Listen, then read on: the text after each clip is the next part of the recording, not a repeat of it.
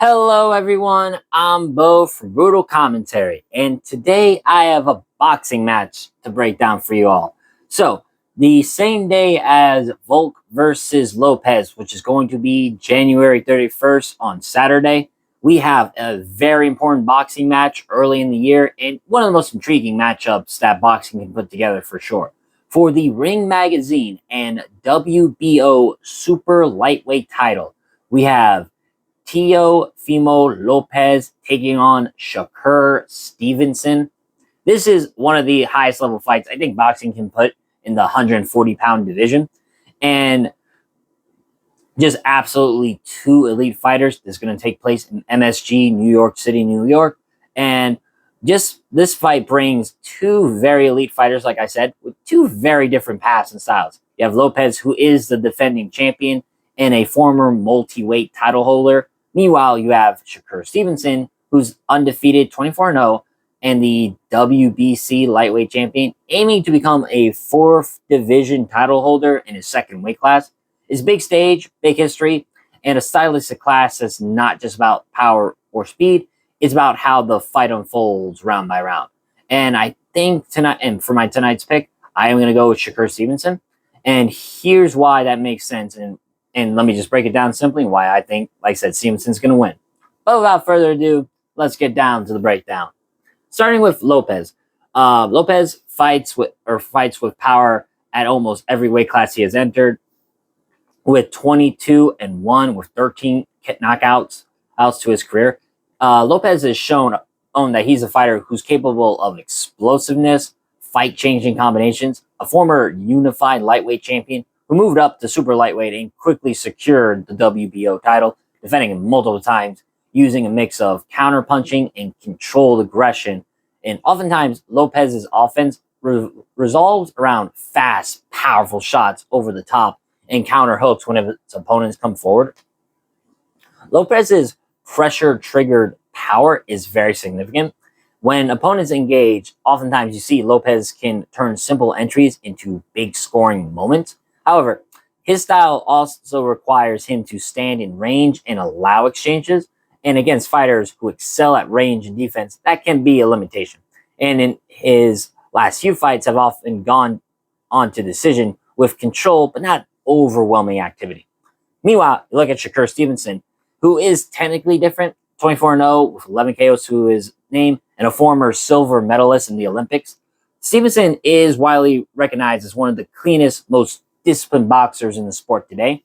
A southpaw with elite defensive skills, a probing jab, and excellent movement, constantly using footwork and feints to maintain range and rhythm. And you look at Stevenson's recent title defenses at lightweight, he's shown he can dictate pace and neutralize pressure fighters through timing and technical execution.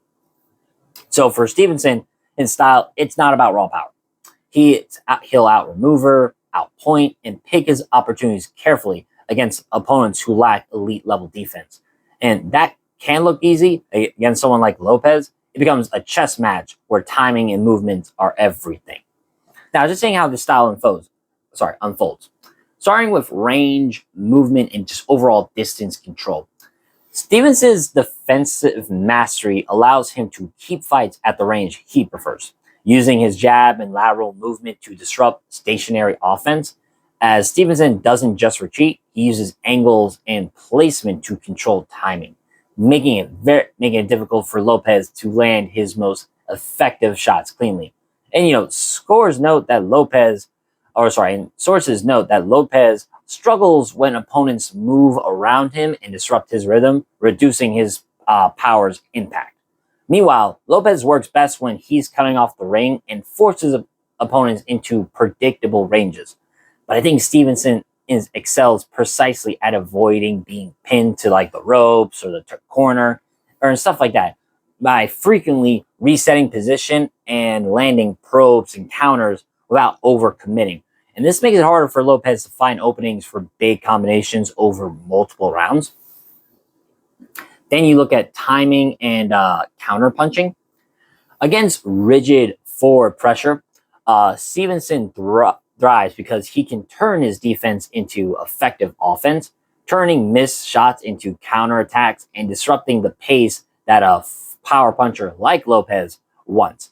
Stevenson has spoken openly about out using movements, not as retreat, but as placement to disrupt Lopez's setups and forcing the champion to chase A's timing rather than dictate it.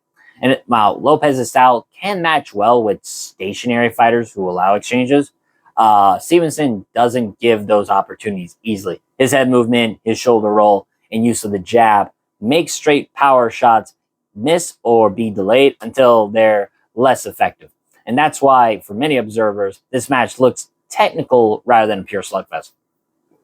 And then finally, just rounds and like fight narrative. Lopez has power. He can absolutely change a round if he lands clean shots. But boxing is scored round by round. And if Stevenson manages the first half of each round with precise jabs and movements, he can accumulate rounds on the judges' scores without even without finishing power, as that's been his strength throughout his career. Consistency and ring control rather than just reliance on winning by KO. In contrast, Lopez's higher KO rate doesn't guarantee round dominance if those shots don't land cleanly and often enough. And against a mobile and technically smart boxer, power alone rarely dictates scoring across 12 rounds. And then finally, just like overall how I see the fight going, or my prediction. I expect Stevenson to use footwork, angles, and range control. From the opening bell, he'll probe with a jab, move laterally, and avoid being fixed in place where Lopez's power is most effective. And Stevenson's ability to control tempo and reset position frustrates fighters who depend on static exchanges. And I think over the course of the fight, that leads to more scoring shots landed, fewer clean counters taken, and just better round accumulation. Now, Lopez will try to cut off the ring and force engagements in range, but Stevenson's movements and defensive IQ means that Lopez likely expends more energy chasing openings than controlling the exchanges, and I think that gives Stevenson the broader path to victory via technical superiority and consistent round-by-round scoring, even without a dramatic knockdown or knockout. So this is a classic precision versus power scenario. And I think technically Stevenson's ability to disrupt timing, dictate range, and score consistently across 12 rounds makes the pick tilt in his favor. So for my official prediction, I'm going to go with Shakur Stevenson, and I'm going to pick him via decision in this fight. I think he'll just be a smarter boxer, man. Just stay out of range, pick his spots when need be, and overall frustrate Lopez consistently to a clear, unanimous decision. So once again, although I will admit Lopez has power, he could hurt Stevenson, and this is definitely a high-level matchup, and one where I'm not going to say this is going to be an easy win for either guy. Whoever wins, I think it's going to be a hard-fought battle. But definitely I'm picking Shakur Stevenson, and I'm going to pick him via decision in this fight. But with that being said, I've been Bo from Brutal Commentary. If you enjoyed this video, and my prediction of the matchup, like, subscribe, and leave a comment down below on who you think is going to win. But until then, I've been Bo from Brutal Commentary. Once again, I thank you all for listening. And remember, stay calm, stay respectful, and enjoy the violence. I'll see y'all next time.